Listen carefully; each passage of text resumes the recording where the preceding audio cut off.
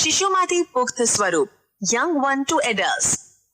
નવજાત જન્મેલા પ્રાણી અથવા ઈંડાના તૂટવાથી નીકળેલા પ્રાણી ત્યાં સુધી વૃદ્ધિ કરતા રહે છે જ્યાં સુધી તે પુખ્ત ન થઈ જાય. કેટલાક પ્રાણીઓમાં નવજાત બચ્ચા પુખ્ત પ્રાણીથી સાવ અલગ જ દેખાય છે. રેશમના કીડાનું જીવનચક્ર યાદ કરો. ઈંડા, લાર્વા અથવા ઈયળ, પ્યુપા, પુખ્ત, જેના વિશે તમે ધોરણ 7માં અભ્યાસ કરી ચૂક્યા છો. દેડકો આ પ્રકારના પ્રાણીઓનું અન્ય એક ઉદાહરણ છે.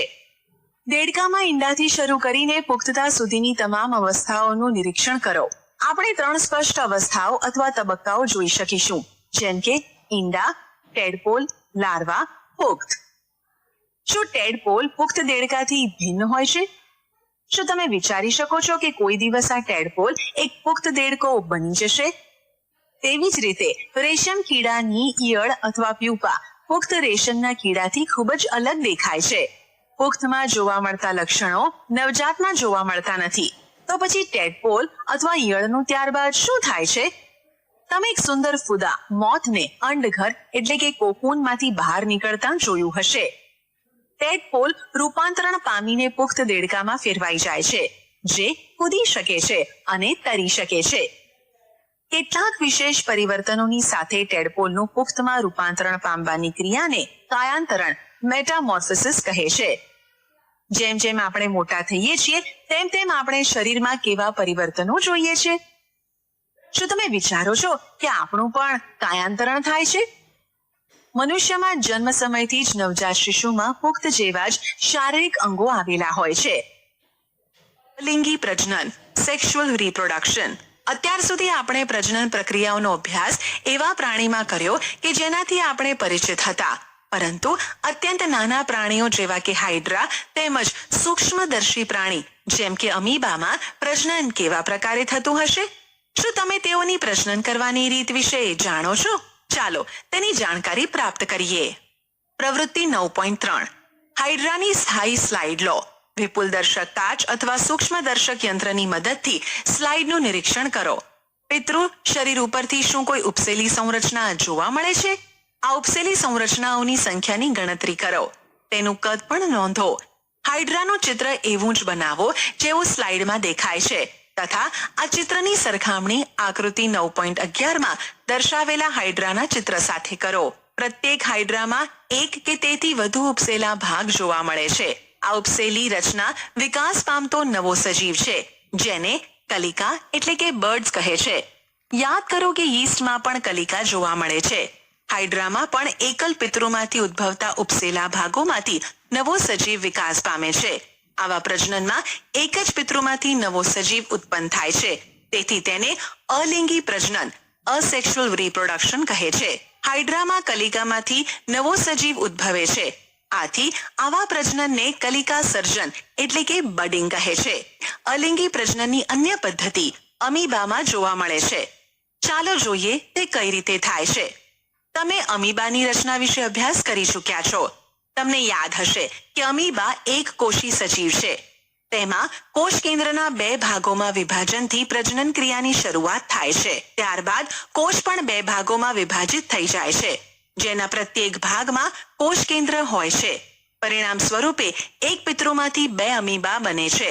આવા પ્રકારના અલિંગી પ્રજનન કે જેમાં સજીવ વિભાજિત થઈને 2 સંતતિ ઉત્પન્ન કરે છે તેને દ્વિભાજન એટલે કે બાઇનરી ફિઝન કહે છે. કલિકા સર્જન તેમજ દ્વિભાજન સિવાય કેટલાક અન્ય પ્રકારો છે જેના મદદથી એક જ પિતૃમાંથી સંતતિ પેદા થાય છે. તેના વિશે તમે હવે પછીના ધોરણમાં અભ્યાસ કરશો. ડોલીની વાર્તા. ક્લોન. કોઈ સમાન કોષ કોઈ અન્ય જીવંત ભાગ કે સંપૂર્ણ સજીવને કૃત્રિમ રીતે ઉત્પન્ન કરવાની પ્રક્રિયાને ક્લોનિંગ કહે છે. કોઈ પ્રાણીનું સફળતાપૂર્વક ક્લોનિંગ સર્વપ્રથમ ઇયાન વુલમટ અને તેના સહયોગીએ સ્કોટલેન્ડમાં એડિનબર્ગ ખાતે આવેલા રોઝલેન્ડ ઇન્સ્ટિટ્યૂટમાં કર્યું. તેઓએ એક ઘેટાને ક્લોન કર્યું, જેનું નામ ડોલી રાખવામાં આવ્યું. ડોલીનો જન્મ 5 જુલાઈ 1996માં થયો. આ ક્લોન થયેલું પહેલું સસ્તન હતું. ડોલીનું ક્લોનિંગ કરતી વખતે ફિન ડોર્સેટ નામની માદાની સ્તન ગ્રંથિમાંથી એક કોષ એકત્રિત કરવામાં આવ્યો. એ જ સમયે બ્લેક ફેસ ઈવમાંથી અંડકોષ પણ એકત્રિત કરવામાં આવ્યો. અંડકોષમાંથી કોષ કેન્દ્રને દૂર કરી દેવામાં આવ્યું. ત્યારબાદ ફિન ડોર્સેટ ઘેટાના સ્તન ગ્રંથિમાંથી લેવામાં આવેલ કોષનું કોષ કેન્દ્ર સ્કોટિશ બ્લેક ફેસ ઈવના કોષ કેન્દ્ર વગરના અંડકોશમાં દાખલ કરવામાં આવ્યું. આ પ્રકારે ઉત્પન્ન અંડકોશને સ્કોટિશ બ્લેક ફેસ ઈવમાં દાખલ કરવામાં આવ્યો. અંડકોશનો વિકાસ સામાન્ય સ્વરૂપે થયો તથા ડોલીનો જન્મ થયો. સ્કોટિશ બ્લેક ફેસ ઈવે ડોલીને જન્મ આપ્યો હતો, પરંતુ ડોલી ફિન ડોર્સેટ ઘેટા જેવી દેખાતી હતી કે જેનામાંથી કોષ કેન્દ્ર લેવામાં આવ્યું હતું. કેમ કે સ્કોટિશ બ્લેક ફેસ ઈવના અંડકોશમાંથી કોષ કેન્દ્રને દૂર કરી દેવામાં આવ્યું હતું, જેથી ડોલીમાં સ્કોટિશ બ્લેક ફેસ ઈવનું કોઈ પણ લક્ષણ પ્રદર્શિત ન થયું. ડોલી એક ફિન ડોર્સેટ ઘેટાની તંદુરસ્ત ક્લોન હતી, જેને પ્રાકૃતિક લિંગી પ્રજનન દ્વારા અનેક સંતતિઓને જન્મ આપ્યો. દુર્ભાગ્ય રીતે ફેફસાના રોગના કારણે 14 ફેબ્રુઆરી 2003માં ડોલીનું મૃત્યુ થયું. ડોલીના મૃત્યુ પછી સસ્તનમાં ક્લોન બનાવવાના અનેક પ્રયત્નો કરવામાં આવ્યા. ઘણા બધા તો જન્મ પહેલા જ મૃત્યુ પામ્યા તથા કેટલાક જન્મ બાદ તરત જ મૃત્યુ પામ્યા. ક્લોનવાળા પ્રાણીઓમાં જન્મ સમયે ઘણીવાર અનેક વિકૃતિઓ જોવા મળે છે. પારિભાષિક શબ્દો: અલિંગી પ્રજનન, અસેક્સ્યુઅલ રિપ્રોડક્શન, દ્વિભાજન, બાઇનરી ફિઝન, કલિકા સર્જન, બડિંગ, ઈંડા, એગ્સ, ભ્રૂણ, એમ્બ્રિયો, બાહ્ય ફલન, એક્સટર્નલ ફર્ટિલાઇઝેશન, ફલન, ફર્ટિલાઇઝેશન, ગર્ભ, ફીટસ, અંતઃફલન, ઇન્ટરનલ ફર્ટિલાઇઝેશન, કાયાંતરણ, મેટામોર્ફોસિસ, અંડપ્રસવી પ્રાણીઓ, ઓવિપેરસ એનિમલ્સ, લિંગી પ્રજનન, સેક્સ્યુઅલ રિપ્રોડક્શન, શુક્રકોષો, સ્પર્મ્સ, અપત્ય પ્રસવી પ્રાણીઓ, વિવિપેરસ એનિમલ્સ, ફલિતાંડ, ઝાયગોટ. તમે શું શીખ્યા? પ્રાણીઓ બે રીતે પ્રજનન કરે છે, જેમ કે 1. લિંગી પ્રજનન અને 2. અલિંગી પ્રજનન. નરજન્યુ અને માદાજન્યુઓના જોડાણ દ્વારા થતા પ્રજનનને લિંગી પ્રજનન કહે છે. અંડપિંડ, અંડવાહિની તથા ગર્ભાશય માદાના પ્રજનન અંગો છે. નરના પ્રજનન અંગો જેવા કે શુક્રપિંડ, શુક્રવાહિની તથા શિશ્ન છે. અંડપિંડ માદાજન્યુ ઉત્પન્ન કરે છે, જેને અંડકોષ, અને શુક્રપિંડ નરજન્યુ ઉત્પન્ન કરે છે, જેને શુક્રકોષો કહે છે. અંડકોષ અને શુક્રકોષના જોડાણને ફલન કહે છે અને ફલિત અંડકોષને ફલિતાંડ કહે છે. માદાના શરીરમાં થતા ફલનને અંતઃફલન કહે છે. તે મનુષ્ય તેમજ અન્ય પ્રાણીઓ જેવા કે મરઘી, ગાય તેમજ કૂતરા વગેરેમાં થાય છે. જે ફલન માદાના શરીરની બહાર થાય છે તેને બાહ્ય ફલન કહે છે. તે દેડકા, માછલી, તારા માછલી એટલે કે સ્ટારફિશ વગેરેમાં જોવા મળે છે.